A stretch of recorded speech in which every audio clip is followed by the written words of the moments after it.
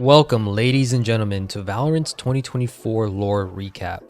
We will focus on episode 8 and 9. I also want to point out that episode 8 is the only one whose title does not end in ION, truly living up to its name as Defiance, and not fitting into a mold. However, episode 9 is called Collision, which could be a reference to how these bullets collided with Vice's containment unit, or it could be alluding to that doomsday vision that Fate had about two worlds possibly colliding with each other and leaving nothing but destruction. Brimstone, the nightmare came to me with a vision, different from the rest. I saw the walls holding our world together fall apart. I felt the wind go still. I could smell the bitterness of blood and bile. I heard small, uncertain voices crying out, and I could taste the fear. There was so much of it, like the whole planet had fever. So I climbed. I climbed this tall cliff. It was jagged as bone, stretching up, dizzying. But with broken fingers, I reached the top and saw the end of our time. A silent window, stretching over the ocean, filled with dead faces.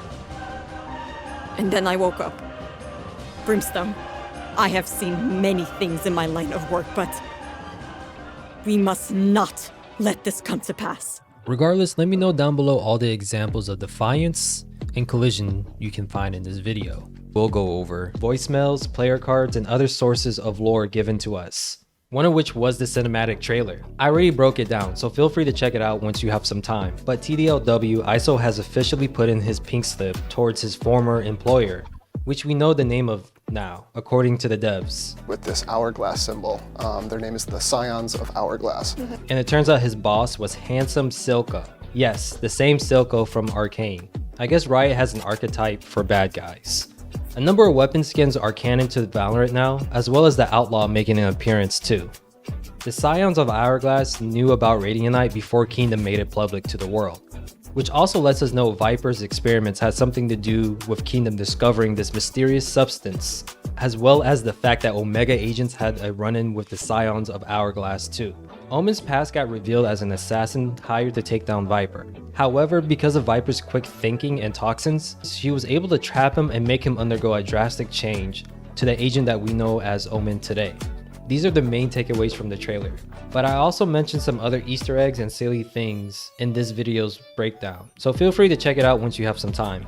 Nonetheless, this trailer kind of put down those Omen and ISO connections. The idea that Omen was once ISO, or that these agents were split from one another, is put to rest. It was a fun theory, but even I knew it was a long shot. However, I feel really bad for those who were ride and die, for the Omen is a squid/octopus theory. I always thought I was good at jumping to conclusions, but it seems there's always people out there who can do something better than you. But hey, if that's how you guys get your exercise, keep jumping to conclusions. Those comments always brought a smile to my face whenever I read them.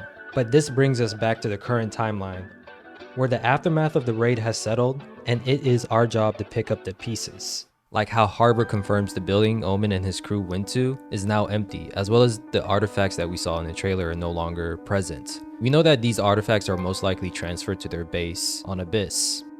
And poor Brim, he has to be on the front lines of all of this, including a very angry voicemail from Omen. She knew who I was this whole time. She knew so much more than me. Why didn't she tell me? Why couldn't she help? Does she think that I'm some kind of monster? I will speak with her soon. But now I need more time. Brimstone, just know this. I am not my past. And first off, I just want to say what a wonderful delivery by Omen's voice actor. He really captures the anger perfectly, and to a quite frightening degree. Honestly, you can't blame Omen either. He must be going through a roller coaster of emotions. He went from being someone who knew nothing about his past to finally regaining his memories as an assassin tasked with ending Viper's life. When he says, Does she think that I'm some kind of monster? we get a slight insight to Omen. He's aware of his appearance and how others see him. That was incredible, Reyna. And they call me the monster. Sabine, look at the monsters we've become. At least you have flesh to hide your horror. You've brought your monster for monstrous work. Fitting. I'm sure one of the driving forces for him getting his memory back was to prove that he was once human, that he had a life, that he wasn't truly a freak. However, now that he knows his past life was one that was also stained with blood, who knows if he's truly happy with these answers. We also know through Isol's voice lines that working for the Scions of Hourglass was not easy for his mental. What I used to do, my work with the organization, my hands were stained from the violence. It kept me awake at night. But Valorant is different. So I wonder, is this what it means to fight for something good? We can only imagine the increased pain that Omen may be facing as he gains more of his memories back. It really put that ominous dossier by Fade full circle when she said, "You are a monster now. Perhaps you were always a monster before. If you succeed in finding your answers, I hope you don't regret it." Dang, Fade, you really saw this coming, huh? Viper has some words for Brim too. Liam, we need to talk. When Omen didn't know about his past, he was contained, a known entity. We kept him in the dark to protect both him and us. I had to lie to him. He tried to kill me. Now he's starting to piece things together, and I can't anticipate his actions now. Will he retaliate? Maybe leave the protocol? There are too many variables out of my control. Keep an eye on him. Again, this gives us more insight to Viper. And for those who don't know, Viper is someone who likes to be in control of everything and trusts herself the most. Omen is now an unknown variable who she is worried about for a number of reasons.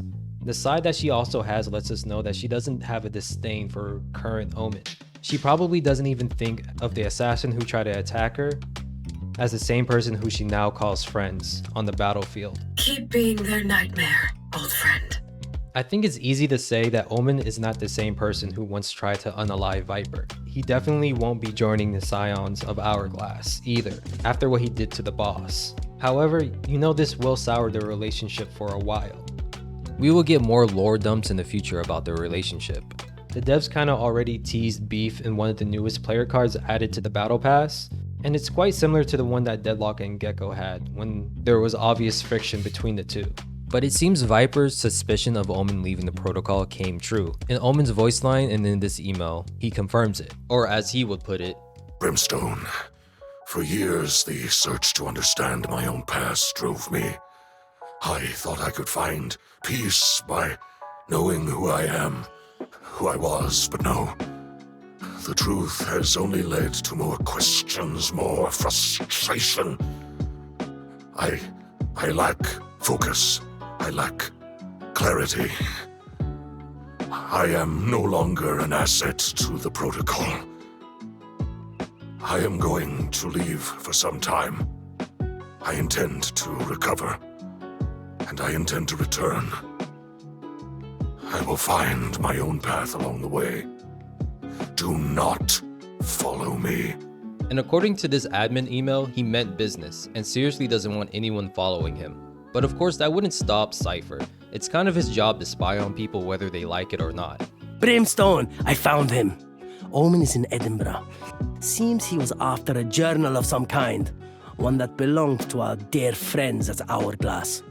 I have confirmation that there was a disturbance near the library, but we know who won. Wait, hold on. Omen's checking in now. He's met someone he says you'll want to meet. I did always want to go to Scotland. Fade also gives us hints at Agent 25, aka Clove's abilities. Brimstone, the nightmare brings more visions. I see someone I've never seen before. Bright lights starting around a dim room, silenced gunfire, and hundreds of butterflies.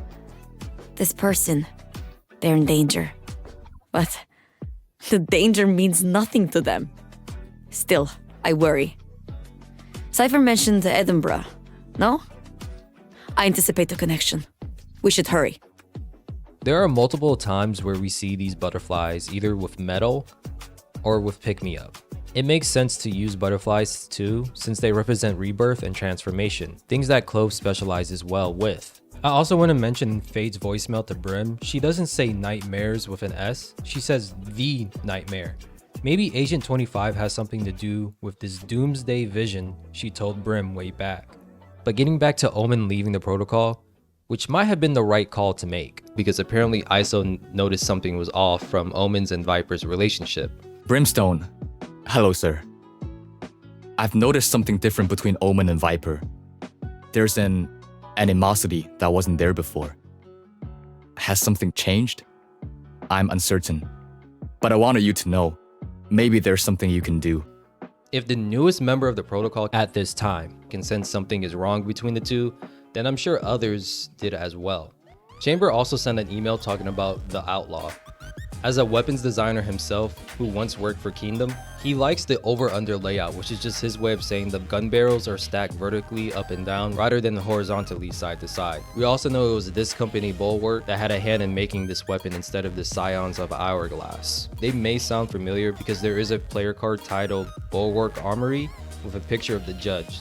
So for the many players who have been terrorized by it and the Outlaw, you could blame this company for that. Around this time, Jet, Phoenix, and ISO visited China to celebrate their New Year's over there. Coincides with the Zero Fang collection that celebrates their spring festival, which marks the end of the coldest days and welcomes new beginning for the year. I also want to mention some of the Battle Pass items that we saw in Episode 8, Act 1. Not every item is connected to Valorant's lore, but some will give us insight into Valorant's story, as well as the agent's dynamics. In the Battle Pass, we see a sticker titled Just Another Wave, which I'm guessing is supposed to be a play on words with Just Another Phase, but since Harbor's in the picture, they have to include a water reference in there. It looks like Phoenix and Jet are in the background fighting each other while Harbor is in the front. We know that Jet and Phoenix like to tease and flirt with each other a lot. Don't mess up that pretty face, Phoenix. Hey, Phoenix, if you die, I call dibs on your jacket. Oh, don't be like that. You know you'd also want my shoes. And sometimes teasing can go a bit too far and even end up in fighting. I wonder if we'll get any more canon lore about what could have sparked this. And just as a reminder, not everything in the Battle Pass is canon to the story of Valorant, but it's still funny to see this sticker though. Next, we have this player card of Jet and Neon having a race. It's no secret that these two agents pride themselves on speed. I know your tricks, Wind Girl. You're not faster than me. I'm faster than Skye's wolves. Save it, Jet. I'm not racing you. You'd only embarrass yourself. Get ready. I go fast. In this player card, it looks like Jet is in the lead. I wonder if she has enough of a gap to close this race in first though. It really reminds me of those cartoons where the Superman and the Flash would race themselves too. They brought Neon? Huh. She's fast, but can she fly? Nope. Lastly, let's talk about level 50 player card, titled Chrysalis. This tier 50 card gave us hints into Clove's abilities and how it's related to butterflies. We already went over that when Fade first teased it though. Also, how many examples of people and things have you seen being defiant, which is the title of this episode? Just a little bit before the start of this act, Valorant's Twitter account teased Clove in this picture. It's most likely detailing the events I mentioned that Fade saw in her vision/nightmares. I see someone I've never seen before. Bright lights starting around a dim room, silenced gunfire, and hundreds of butterflies. After these events, Omen and Clove made their way to an handover spot where Deadlock met with them. Deadlock says that Omen didn't speak during the exchange, but she remains hopeful that all he needed was time to sort out his issues. Regardless, Deadlock described Clove as smart, intuitive, and fearless. ISO also states the Scions of Hourglass were still active, which lets us know that the VP's actions in the Reckoning cinematic had consequences. Bad news, Brimstone. Seems like all we did by taking out the Hourglass operative was piss off people further up the chain. They're going to come looking for us. Let me know if you want me to run drills with the others, okay? We need to be ready. Sage also talks to Brim about how Omen's disappearance has been affecting him and her, that she has plans on taking this situation into her own hands. Brimstone, I want to discuss Omen. It's clear to me that he's on your mind. You seem so distracted in our briefings, and I assume he's the reason you're meeting with Cypher so often. You're concerned. I am too. especially with the way he left. You know, I've been trying to put myself in his shoes. Finally understanding more about his past and feeling a sense of shame that he is struggling to overcome. It's a terrible feeling, Brimstone. One that I think I understand because, well, I have felt it too. He and I are both burdened by past wrongs, which is why I think I can help. If I know his pain, maybe I can heal it. I'm going to find him, and I'm going to bring him back. I'll be in touch, I promise. Wish me luck. The result of this meeting was more of the same, confirming that his trust in the VP as a whole dwindled a little bit. After the revelation that he was once an agent for the Scions of Hourglass tasked to kill Viper, Sage states that it might be best for him to be alone, so he can work and heal at his own pace. Cypher also stated that him and Clove were studying the journal that Omen left them, most likely the same journal that we saw in the teaser earlier. He also states that he'll be asking Harbor for help since it's kinda hard to decipher everything that's in this journal. As for Clove themselves, well, let's just say that sometimes they can be their own worst enemy. Grand, boss already ignoring my calls. Oh, hello, Brimstone. No rush, but I was getting set up in my room. Lovely accommodation, by the way, and the door's stuck. No, like locked, but stuck. I tried prying it open and that didn't work, and I don't have anyone else's number yet. I know you're busy, but I'd prefer the option to leave, unless... Is this part of the onboarding? Am I being tested right now? Nothing gets past me, I can do this, don't you fret. Around this time, we got more insight into Clove, like their hobbies, what they like to search for, and how they choose to decorate their room. But when Clove isn't fighting against a door, they prove to be quite useful, as we hear through Brimstone's voicemail. Hey, Brimstone! I've been helping Cypher with a journal, aye. The one Hourglass tried to steal. There were some bits in there he couldn't figure out. Something about a secret cavern or some such. And that got me thinking about some things those Hourglass numpties let slip when they hauled me aboard their wee little boat. You'd be amazed at what some people say around a dead body. Yapping on and on about bringing the journal back to its rightful place in the Elder Grotto. You see where I'm going with this? The journal's talking about an Hourglass base. A special one too. Skye's getting the ship's navigation logs. We'll suss it out. Just you wait. Through both Cypher's and Clove's efforts, they were able to find the coordinates of Abyss, aka the Elder Grotto, as the Scions would describe it. Clove also states that Astra and Harbor were heading to Lotus to study energy signatures over there. And before we get into Act 3, I want to talk about Act 2's Battle Pass. One of the first cards we see is titled Hitless. It is very similar to what we saw in ISO Cinematic, but here we see Cypher, Omen, Sova, and ISO himself. The same 4 people who were in the Reckoning cinematic and responsible for taking down Hourglass members. This is most likely someone else's phone who is tasked with finding and eliminating these Valorant Protocol members specifically. Next we have Gecko's ID badge, which confirms him to be Agent 22. When he joined the protocol, the amount of people who are active on it was just 21 because Agent 8 is still missing in action. But the devs mentioned that they will return when the time is right. Also, remember that player card of Jet and Neon racing each other in Act 1? Well, it seems that it was nothing but just friendly rivalry. The sending love spray shows both Jet and Neon's hands making a heart symbol, which I guess you can say there's no bad blood between the two. They just like being considered the fastest is all. And speaking of Neon and Jet, we see them in another player card titled Spike Sand card. And since I can't really see Neon's face, I don't know if she's impressed, dumbfounded, or both when looking at KJ's sand sculpture of a spike. Also, if you zoom in, you will see another person with what seems to be white hair playing in the water. I want to say that this is Jet, but I'm not 100% sure. What do you guys think? Regardless, I guess whoever was in charge of this battle pass really likes Neon because we see her and Gecko playing ball, with Harbor and Reyna in the back cheering on their students. If you didn't know, Reyna is now tasked with training Neon, while Harbor is considered Gecko's coach. I find this really funny since it looks like she's about to put Wingman on a poster. Poor little guy, he doesn't stand a chance. Next, in these 3 player cards, we see agents enjoying themselves like Reyna and Astra at a spa, Cypher doing what he does best, which is snooping, and Viper making coffee, which is something I mentioned in her own lore video that she likes to do. Also, we can't forget about the fact that Omen likes to knit, which helps him focus and relax too. Lastly, we have the tier 50 card that teased the following map, Abyss. It looks like the person scaling down is Sage, and I'm guessing this was after the events of the Abyss cinematic trailer, which I broke down in another video that you're more than welcome to check out. For Act 3, I want to start off with the Battle Pass, where we see Harbor and his bike and a player card titled Short Detour.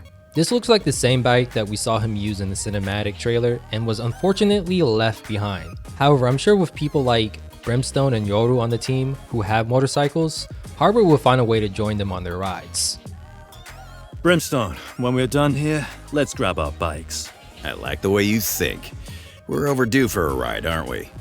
This player card is titled Radiant Reaction. It isn't really related to the lore of Valorant, at least not yet, but it is a reference to this play that someone uploaded on Reddit.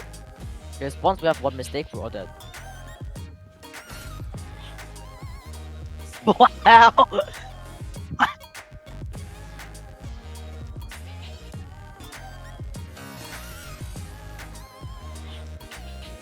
It was too cool for me not to mention it, but we also get Clove's ID badge here, which came before Deadlock's ID badge, despite being a newer member to the protocol, by the way. It's like someone kind of forgot Deadlock existed since we still don't know what her last name is. But I do want to mention that Deadlock does get an ID in episode 9 though. Next we have an ISO spray reminding us that ISO loves his boba and music. The next 2 cards are related to Act 1, where Omen most likely interrogated a Scion's member. Definitely giving me more Batman vibes. And Chamber also looks impressed with the Outlaw. Maybe the devs are telling us that Chamber plus an Outlaw is a dangerous combination to use in game. Lastly, we have agents eating out, which I'm guessing these are Omega agents since Phoenix is wanted around the world for the Venice incident. Or maybe Cypher did a really good job at scrubbing his face from the world, so much so that people forgot. But let's get back to the main story of Valorant. In this act, Omen expresses himself and his mindset to Brimstone. Commander, I continue to spend my time contemplating recent events. Our encounters with ISO, Hourglass, and now our newest recruit. The event with Viper, our natures, the way our paths have entangled. This must all mean something. There must be something meaningful at the end of this thread. I intend to keep pulling it. This was the act where Cypher and Clove were able to decipher the journal and find the location of Abyss, with the help of KJ2, who states that there are massive power readings coming from the area. Since time is of the essence, the agents quickly drawed up a plan to raid the facility, with hopes that Omen would meet up with them there. Some of the agents also give their opinions on the Scions of Hourglass, and possibly hints at their motivation to keep working, despite Radiant Knight being revealed to the world. Follow me here, I'm working the problem. Just wanted a sounding board, but your voicemail will do. Hourglass tried to kill me. Why? Logically, there's only one answer. My research. They wanted to prevent humanity from discovering Radiant Knight. So they send Omen to kill me, he fails, First Light happens, and everything changes. That all tracks. Hourglass has failed. But they keep working. They send operatives around the world to recover Radiant Knight artifacts. Why? What are they still hiding? There must be something, Brimstone. There has to be more, for Omen's sake. For mine. Call me back. Brimstone, Astra and I are over at the Alpha Lotus site. Or should I say what's left of it. We wanted to come back and see if there was any pertinent information here now that we know a little about this Scions of Hourglass group. Suffice to say, while the Omega site is still bristling with Radiant Knight signatures, this place has been scrubbed clean. We've also been...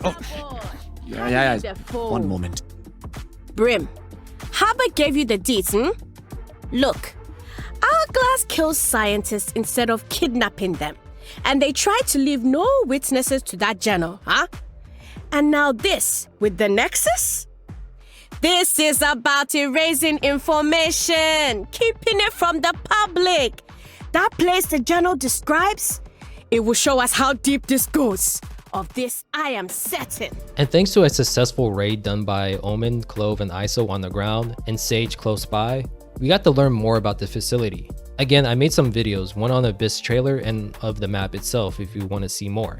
TDLW, Abyss was a facility used to hold centuries of information on all things related to Radianite. This place also has a new type of Radianite that appears to be blue, a research facility that studies flora and fauna affected by Radianite, and a security unit used to hold people too. This revelation left many shocked in the protocol. Is it true? Our history was filled with Radiants? How long have the Scions committed this crime? No puedo creerlo, malditos! It is unforgivable! They erased us! This place is our legacy. It belongs to Radiants, and they stole it! I will see it returned, and we will destroy the Scions! Millennia of radiant history stolen from the world and crammed into this cave. How did I not see the wrong in this? Brimstone, I'm over at the Hourglass base and I can't believe what I'm seeing. I recognize some of these artifacts from jobs I did, but the scale. I had no idea how big Hourglass was on the world stage. Or still is. We should talk when I'm back. Astra also details the magnitude of all of this. Deadlock also points out the security unit is world class. Brimstone, it's Deadlock. This Hourglass facility is astonishing. The surface level security is all in place. 3-factor biometric entry, dual encrypted transmission hardware. But you need to see the containment areas deeper in the facility. The materials here make Svalbard look almost amateur. I don't know what they were keeping here, but to warrant this many layers of security? It must have been something special. I'll bring back samples for further analysis. At the end of the trailer, we got to see a hand belonging to Agent 26, aka Vice, as well as why the Scions were so cautious with her. But I want you to point out as many ideas of collision that you can find throughout Valorant's story. Like how Vice's expertise and personality may be colliding with some on the protocol. Typically, Act 1s of stories are considered the rising action, which is a build-up to a climatic event. And we start things off with the Valorant protocol and their aftermath raiding the Scion's Elder Grotto base. It seems to be a bittersweet one. Taking down a base and finding so much about Radianite should be considered a win. However, Sage states that the Scions wiped all their personnel files and how the physical servers were damaged during the firefight. These files were most likely connected to each member's history, including Omen's, meaning uncovering who he truly was before and during his time with the Scions of Hourglass proves to be an even harder task now. Fade is also experiencing a bitter result to all of this. Brimstone, it's Fade. Ah! It's Fade. When you briefed us on this location, I thought maybe this is where he's been all this time. But no, there was no sign of him in the cells. There's nothing.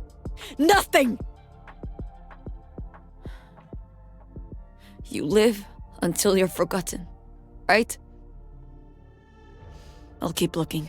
If you didn't know, Fade first attacked the protocol because she thought they were keeping someone who was very important to her, which turned out to be a false assumption. However, she joined the protocol in hopes of finding this individual one day, and it looks like she has to keep waiting while keeping their memory alive. And here we have Skye, who is echoing many people's frustration whenever Brimstone fails to pick up his phone. I swear, one day you'll pick up the bloody phone. We need to get some samples from this Hourglass base over to the lab, all right? Because I'm down in the south wing and there's this flora down here.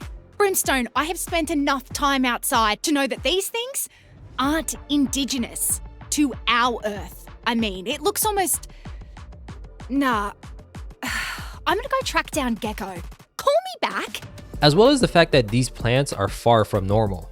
We also hear that Yoru adds another knife to his collection. It's me. I found a cool blade in one of the Hourglass vaults. I'm taking it. I asked KJ if it was safe, and she said it was.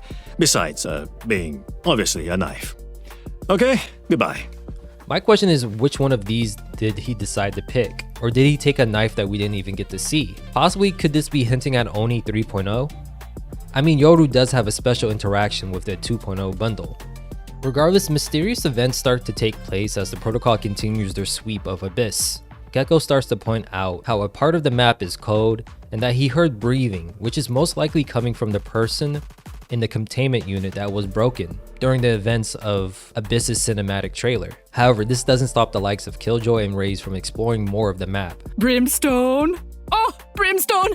I just completed a preliminary scan of the Hourglass archives, and without putting too fine a point on it, this database is extraordinary. I see artifacts and dates that span the entire length of human history, carbon-dated technology that completely upends our understanding of material science, biological readings that have significant repercussions for evolutionary... Oh, listen, I've barely scratched the surface. I need more time. I know you're going to say no, but I also want you to know that if you want me to leave, you'll have to send KO to drag me away or some such. Okay, that's it. Oh, back to my... Ooh. Please tell Raze that I saw her missed calls and that I'm fine. I'm just having such a good... Well, Chefinho, I found her. Killjoy! Hello! She's more obsessed with these archives than she was with that Geodomon Pearl. I'll leave the Gachina with her toys as long as she's safe. Heading back to base. My turn to cook, no? Maybe I'll make some moqueca. Yeah, Killjoy loves moqueca. Seriously? Nothing? I give up. She'll come back eventually. Ciao, cara. While Cypher, being an expert with encryptions, he points out that there are more Hourglass bases still running out in the wild.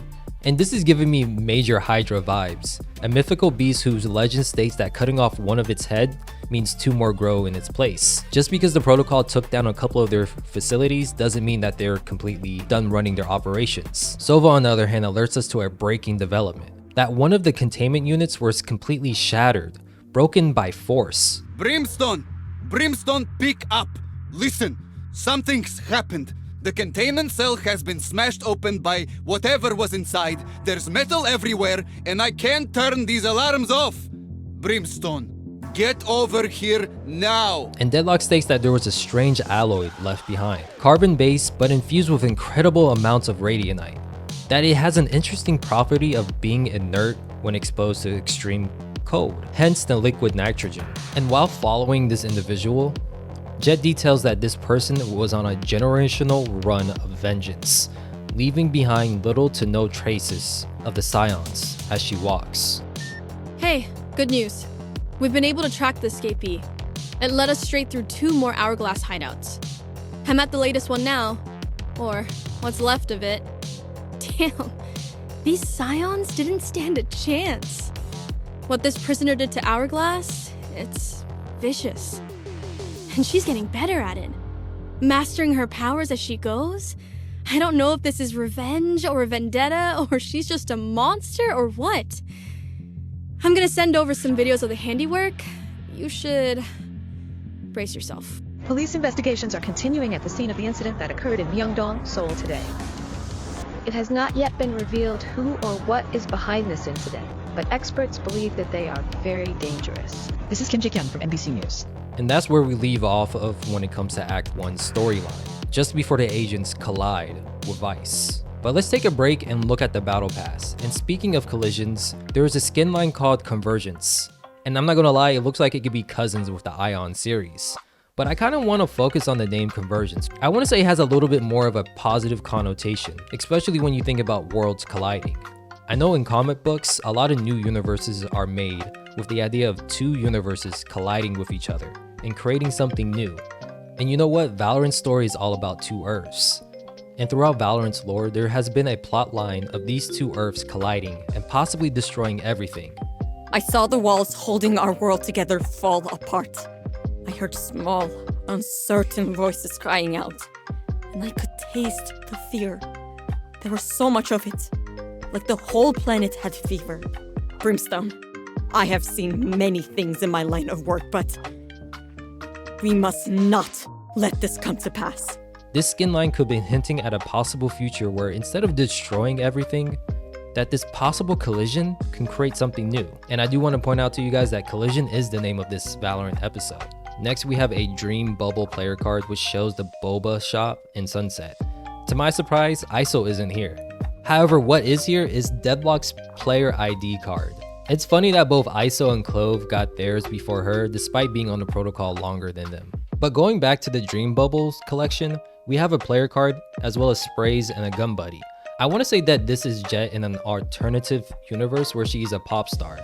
League of Legends has many bands and music groups. I wanted to say the most famous one is KDAW. So maybe in the future we might be getting something similar to that in Valorant. But to bring us back down to a little bit more of reality, we have the Home Again / Viper player card. I mentioned in her lore video that she likes to run, and it looks like she is in Seattle while doing it in this player card. And this card is titled Death's Worst Nightmares, which has KO, Sage, and Clove, agents who can cheat the idea of death. Interestingly, Phoenix isn't here, once again possibly letting us know that he may not really be dying when he uses his ability to revive, similar to Omen's whole case of immortality. And speaking of Omen, we see him in the Lost and Found player card, which kind of summarizes Omen's saga, as well as hints at Agent 26. I kind of wonder why Cypher is here. Is there more to this story that we just don't know about when it comes to him? Because why include him but not the likes of, let's say, ISO or Sova, who are also present during the Reckoning cinematic? We do see Viper here, who was a big part of Omen becoming who he is today. Lastly, we have the tier 50 card, which hinted at Agent 26. But let's head over to Act 2, where in most story and plot lines, this is the act where we get more rising action before finally reaching the climax at the end of it. The climax can also be found somewhere in the midway point of Act 3 in some stories too. One of which was Omen and Viper, once enemies turned friends, and now possibly somewhere in between. However, this email from Viper tells us that something else might be transpiring. Neon's email also confirms this too. She's giving Brimstone a heads up to the fact that it seems like Omen is here to stay. The devs also decided to add new voice lines to Omen and other agents that reveal that their connections between one another have healed and or grown stronger. You can relax, Sabine. I gain nothing from killing you now. Attend to the present, not the past. I've made my peace with our Viper. I cannot say the same for theirs. She will learn to fear me. Ordered to kill Sabine again. Does nothing ever change? That I kill you now after all this time. Ironic. I do find this one Lotus voice line kind of interesting from him. We should have left this place buried. Nothing good will come of our meddling. If there was ever a character that the developers wanted to foreshadow a major event in the future, it would be from a character named Omen. It kind of reminds me of that one time where Astra activated some kind of device on Lotus, and some thought it would destroy Alpha Earth if it was set off. Luckily, there was a spike explosion that sapped some of its energy away. However, there's still a possibility that it might be activated once again in the future. Omen also does have some voice line interactions with Vice. Omen, the Scion spoke of you often. Is it true you once killed a man with a tree branch? Anything can be made a weapon. But I am sorry, I don't recall. Freed from your prison at last. This is just a reference to the time that Vice was locked up by the Scions of Hourglass. I can't wait to see more agent interactions, especially with Viper. There's a lot of history there between the two, and I want to know more, especially since Vice and Viper are very similar. And Omen isn't the only Valorant agent that used to work for the Scions of Hourglass. Omen, you still remember the code of our former employer, right? I remember that it always ended in death. Seniority wins. ISO was another person, and Omen has some praises for him. Remarkable. Your precision knows no bounds, ISO. There ISO buried hundreds.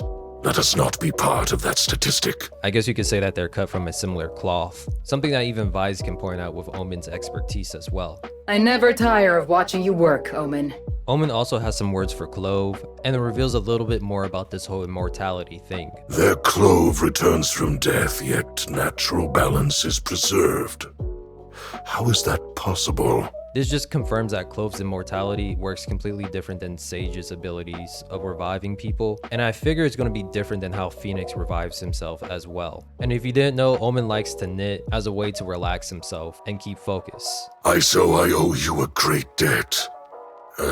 Would you be opposed to receiving a hand-knit sweater? Iso's definitely a lucky man for getting one of his works. And Omen's most likely grateful to Iso because Iso himself was kind of a catalyst to Omen finding more about his past life, to knowing who the Scions of Hourglass was. And I'm sure during this journey, Omen got to know more about himself and realized that he's not his past, but rather he's the product of his current environment on the team. Omen also points out some things about his Omega counterpart. It makes me wonder, how much does Omega Omen know about his past too? How many truths has their Omen uncovered? Whatever he knows, it will be mine. At the same time, the protocol was able to track down Vice and confront her, which seemed to be more of a challenge than they originally thought. I want to point out that each of these members that were sent to stop Vice all have abilities that can get past her wall. Just a happy coincidence, or maybe possibly planned. Unfortunately for them though, Vice is more than her abilities. She's a tactician through and through. She was able to read their movements and trap them exactly where she wanted them. If it wasn't for Omen, the protocol most likely would have suffered more casualties. However, with Vice joining the protocol as its 26th member, it seems that this plot has reached its climax as well. I do mention in my Vice lore video, she seems to be a valuable asset to the team due to her knowledge on the Interverse. However, her approach on the battlefield is just as sharp and ruthless as how she talks to people. Huh. For some reason, your failing to answer your phone does not surprise me. Let's hope this isn't a precedent you continue to cement. I finished reading through Valorant's interversal documentation, and your research is borderline amateur. Your findings on seismic fluctuations, isotope decay, even organic substrates are all objectively wrong. My team and I had a more comprehensive understanding in all these fields over a decade ago. Has there been no more work done? This is one of the most intriguing fields of scientific research, and all I see from this team, your team, is apathy and atrophy. I will spearhead this project.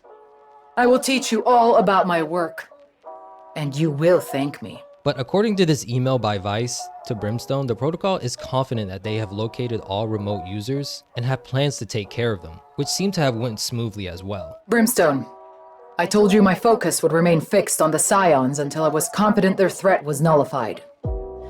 Today, I am confident. Their communication relays still sputter to life on occasion, but it amounts to little more than background noise, the last groans of a hurt animal with a broken back. In short, I am satisfied. As agreed, I will now fully align my efforts with yours. Breach also confirms that they were able to bolt up the doors of Abyss if anyone tries to break in.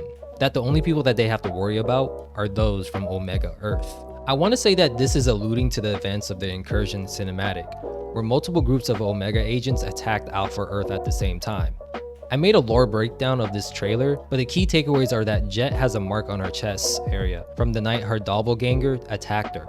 This would be one way of us telling the two apart. However, if it's ever revealed that Omega Jet has the same mark on her chest, then we can lean towards the idea of time travel, which is a far-fetched theory, but some of the most exciting ones are usually really out there. Rest in peace to those Omen is a squid, as well as those ISO theories too. It was always fun while it lasted. Regardless, Omega agents attacked Icebox, Sunset, and Ascent. And those are the areas where the cinematic showed us the agents actually fighting. This screenshot lets us know that there are other areas on Alpha Earth where attacks are happening. It looks like they were able to take the dub on Icebox, but the aftermath of Ascent and Sunset are unknown. We may never know since this trailer is basically an ad for console Valorant. And before we get to the battle pass, it seems that Gecko's giving Wingman an opportunity to apologize to Brimstone, or maybe take the fall for something that they both had a hand in. Brimstone, I am sorry to call you, but someone, Wingman, snuck into your office and took a music record without asking. He knows it was wrong and would like to apologize. Ven aquí, apologize. Apologize. He says he's sorry. All right, get out of here. Yeah, real sorry about that, Brim. Won't happen again. I checked the record, no scratches, it's on your desk. But there is such thing as karma. Brimstone! Hate to ask, but Thrash ate Gecko's dice set again. Not a clue where they ended up, but that's better left a mystery. I had a few to lend him, but he's short a D20. Was wondering if you had one to spare? No one else will part with theirs, too afraid of the aforementioned Thrash. If so, just bring him to the session tomorrow night. Cool. Grand. Alright, see ya! And I would really appreciate it if you would like and subscribe to this channel. I'm really trying to get monetized so I can hire editors to make better graphics and videos for you guys to enjoy while telling the story of Valorant. In the Battle Pass, we also see Vice's player card letting us know that she isn't the mysterious Agent 8, unfortunately. But there could be some clues to Agent 8 in the Act 3 Battle Pass. Here we have a player card titled Steel and String, where we see Sova is on the hunt. I mean, there's a reason why he calls himself a hunter. You've buried your secrets well, Cypher. But I'm a hunter, and I will find them. I am the hunter! Here we see Breach and Raze working together on a car, and it's no secret that they are a little bit buddy-buddy. They have a history of causing trouble and doing crimes either together or separate. You know, Breachy, in all this chaos, it would be terrible if some equipment just got lost, you know? Oh man, just awful. A tragedy. Raze! Together again and we're not even breaking the law. This player card is titled Cosmic Break and it has Astra, Skye, and Harbor sitting together. I want to say this may have been in India during their time when they were on Omega Earth in search of Lotus. There was a really cool teaser in the range that had a recording with their encounters with Atlas and how Skye got separated from Astra and Harbor in the process before Astra and Harbor were able to get to Lotus. Astra! Harbor! How are we looking? We're almost there. The Atlas troops are gaining on us. Of course they are. Hold up! How far to the Lost City? Any chance we outrun them? It's too far. We need a contingency plan. What you got? We'll hold them here. There's no time. We must move. Right. You two keep going. I'll stay here, slow them down. Are you sure? Only you two can open the gate. No wuckers. I'll handle it. Go. Good luck. Be safe, Skye. You know me.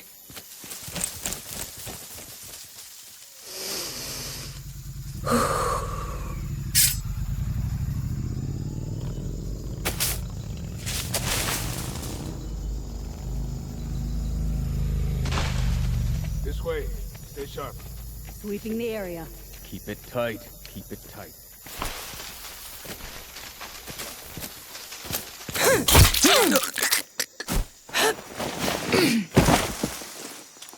Perimeter control, I said keep it tight. If I can't see you, you're too far. Where the hell'd you go? Field command, this is Titan lead. I've lost eyes on him. Titan lead? Titan lead, come in. Sector 7 ground units. Titan lead is not responding. Check their position. Roger, approaching now.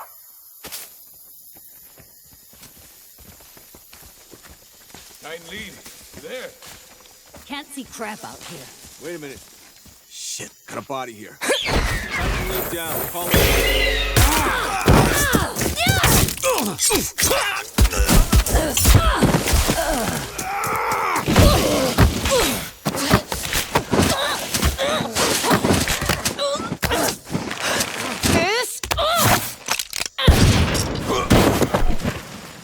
Shots fired! Call it out! West, Sector 7. Sector 7, we hear shots fired. Report. Sector 7 ground, report in. Yeah, that's gonna be a problem. Who is this? Identify. Why don't you come and find out, mate? Alpha contact, Sector 7. All units respond. I repeat, Alpha contact. Should buy him some time.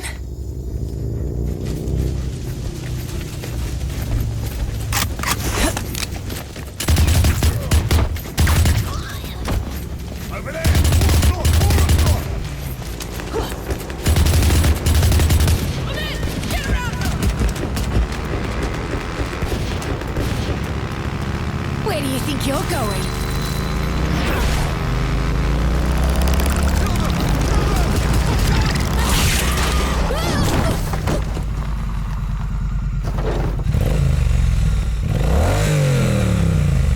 to the right.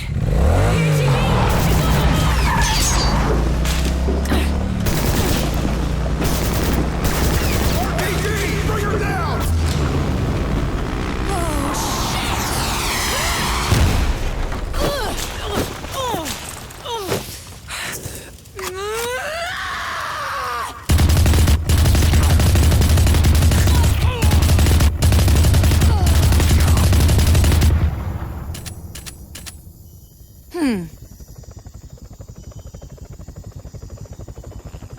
You gotta be kidding!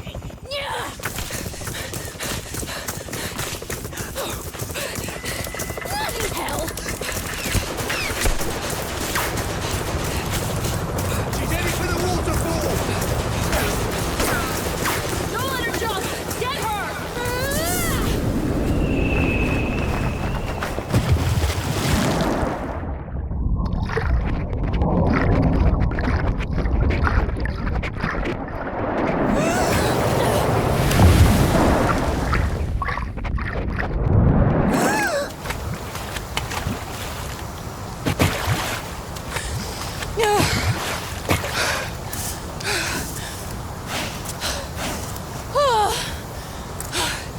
Harbor, Astra, you owe me. Here we have a sticker named Noted, which just shows Viper hard at work, and I guess this is how Viper looked a little bit before an incident changed her from a healer to more of a monster that we know of today. This player card is titled Troubleshoot, where we see KJ working on one of Brimstone's gadgets. She's kind of in charge of helping a lot of other people's equipment. We saw it in Deadlock's trailer, and I also do kind of find it interesting that this is called Troubleshoot, and she has a voice line that specifically says do not call her tech support, even though she is kind of doing some troubleshooting as a tech support person right here. Go ahead, call me tech support again. And lastly, we have a player card titled Wax on Wax, and it's probably related to when Wingman snuck into Brimstone's office and took one of his records for himself, which kind of forced Gecko to apologize to Brimstone afterwards. Now we have reached Act 3, and in most stories, this is considered the falling action, where things are settled down and we tie up loose ends. In the protocol's case, it's vacation time. As Sage states, individuals can take time off. She echoes this in her voicemail to the team as well. Brimstone, I've been reflecting on our team's well-being lately, and I think it would serve us all well if we encourage the rest to take time away from their responsibilities more often. The trips we've taken in the past have all been wonderful experiences, and sometimes I think it's good to remind us all of exactly what we're fighting for. That's about it. I don't want to seem overbearing, so please tell me if it seems that way. However, some might be a little bit more somber than others. Brimstone, I'm requesting a leave of absence. I received word that the memorial to Ståljägarna was completed. I've been invited to its opening ceremony and was asked to prepare. And I was asked to prepare a speech for my sisters, and if I may go, please. Remember, Deadlock lost her whole crew to that Radivore bear. It seems that it may be time to revisit that story and events and make peace with it from Deadlock's point of view. On a more brighter side of things, Geckos gives us some positive vibes by inviting the whole crew to a kickback and good times. Skye also plans on taking 2 individuals out on a camping trip. Hey, so here's some news. Neon and Fade both told me they've never gone camping before, which is ridiculous. Grown women who've never slept under the stars. I'm straight up offended, honestly. So this weekend, I am fixing it. I don't care what you had them signed up for. Pick someone else, because those 2 are with me. All right, thanks. And speaking of Neon, she's trying her best to get a basketball court in for the protocol. Hi. Since I've been on the team for a while now, I figure I could make a request. Feels like I've put in the time and energy. So, can we get a basketball court for the rec center? Honestly, I'm surprised I even have to ask. How does the VALORANT Rec Center not have a basketball court? That seems like a major oversight. We have 6 machines for rowing, but no basketball? Come on. And it's not just for me. Skye and Astra said they'd play too. This is for, team building. Okay, if a court is out of the question, I would settle for 1 hoop. I'll even help put it up.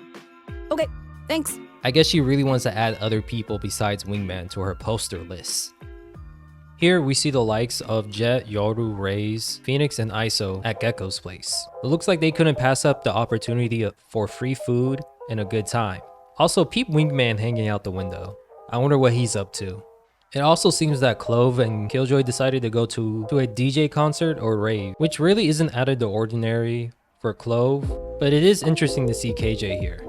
Next, we see the likes of KO, Cypher, Omen, Breach, and Vice playing a fighting game that was from the Radiant Entertainment system. You also can see a Blastex Frenzy on the table, as well as what I believe is the Araxis Vandal next to Breach. I could be wrong. And from the looks of it, these might be Omega agents, seeing how behind KO there's a number 7, and right next to it, the locker number is not scratched out. So that either says number 9, or maybe the devs forgot to scratch out the number 8, who knows. Regardless, it looks like Breach's team won, while Omen is really locked in, and KO might be a little bit upset. It is also funny to see that KO has a tank top. I wonder if Raze has anything to do with that. Hey, other KO, put a shirt on. And since Raze said other KO, maybe these really are Omega agents instead of Alpha. I could definitely see KO, regardless on what Earth he's on, really taking that to heart and saying, you know what, Raze makes a good point here, and actually puts a shirt on. We also have this email titled A Year of First Light, and it's sent from Kingdom Industries. This email reads, Kingdom welcomes you to join us as we remember First Light. Check the attachment calendar for information on our upcoming year of celebrations, packed with endless events that you won't want to miss. Witness the latest innovations and discoveries that are racing us into a bright future, all made possible by that fateful day which changed our world forever. Dream it better with Kingdom. And one of the things that kind of jumps out to me is that they're basically saying they're gonna have a whole year dedicated to their first light. That's crazy. I've heard of people say that they have birthday months, but a whole year dedicated to the first light is very lofty. But then again, it really did change society as a whole. I know I'm showing my age here, but who remembers the last time we had to pay a gas bill? It used to cost so much just to keep the lights on. Now I pay almost nothing for energy. It's crazy how much things have changed. Look, I get it. There's no doubt Kingdom's clean energy thing has totally changed the world. I mean, my whole crib is running on it. The tech is sexy, it's easy to use, and it's literally saving the planet. And with a new episode on the way, means that we will be getting a new agent as well as teasers, one of which the developers gave us recently. And now, this is the moment that you've been waiting for. Let's take a look at a peek at our new initiator coming to Valorant from Colombia.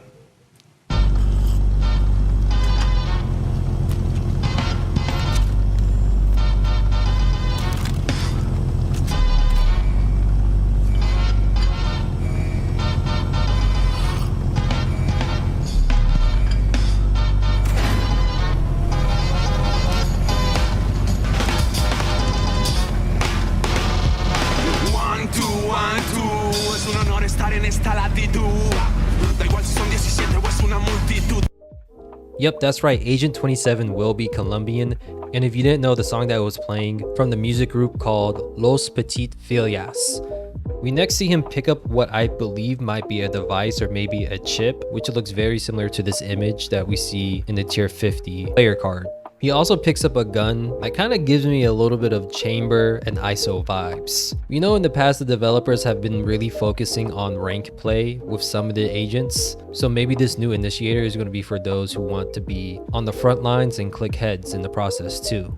And with all that being said, Agent 27 probably has some kind of ties and connection to either the email sent by Kingdom or the voicemail sent by Vice, because usually whenever a new agent is added to the protocol, they typically introduce some new item that is very important to Valorant. Like ISO, how he had a connection with the Scions of Hourglass. Clove helping find Abyss. Vice having a tie-in with the Interverse. So my best guess is that Agent 27 is probably also going to have a major tie-in with the Interverse. Or he could possibly crash a party celebrating the first light. Only time will tell. And for this Axe Battle Pass, we have a small storyline revolving this Neon Break player card, which looks like someone is breaking into or out of a facility using nanotechnology. The only reason why I'm mentioning this is because this collection has a lot of blue being used in it, similar to Deadlock's nanowires. Plus, there's also a card titled Suppression Technology, which is what Deadlock specializes in. However, the more I look at this player card, the more I think it's related to KO, since it reminds me of his Molly, as well as his ability to shut off Radianite related powers. Same with the color blue in the Nano Braid collection. There's nothing concrete here, but I'm just trying to connect dots to things that might or might not be canon and related to each other. And going back to speculations, this player card has 2 robots on it. One of them has the number 8 on it. Agent to 8, anybody? Next, we have some agents dressing up for the holidays, as well as what it seems to be a hamburger player card. A restaurant a certain employee of the month likes to eat at. Paul Delman, your hamburger food delivery is being held at the East Security Gate. There's also an Astra spray titled Cosmic Guide, reminding us of Astra's ties to the universe as a cosmic guardian. And this clove spray also reminds us that the butterflies can be seen by other people and interact with the living. We still don't know much about them and where these little guys come from, but they do have something to do with Clove's immortality essence. Here we have another player card titled At the Seams, detailing Vade in what seems to be a very conflicting state. It was mentioned in the past that using her powers isn't a pleasant experience for her to go through all the time. Lastly, we have a player card titled At Striking Distance, foreshadowing the next agent to join the protocol. There's a lot of yellow here, and I know in Act 1, there was a Bumblebee collection and player card that showed a swarm of bees heading towards a scent. For what reasons? We don't know. So maybe the next agent has something to do with that. And honestly, I can't really tell you what kind of hints we're getting from this artwork. I kind of see 2 guns paired back to back. Perhaps this new person's abilities are going to be similar to Chambers, but instead maybe right here there's a flash telling us the next agent is most likely going to be an initiator. There also seems to be something flowing into the light, like it's reconstructing something, or possibly breaking out of a case.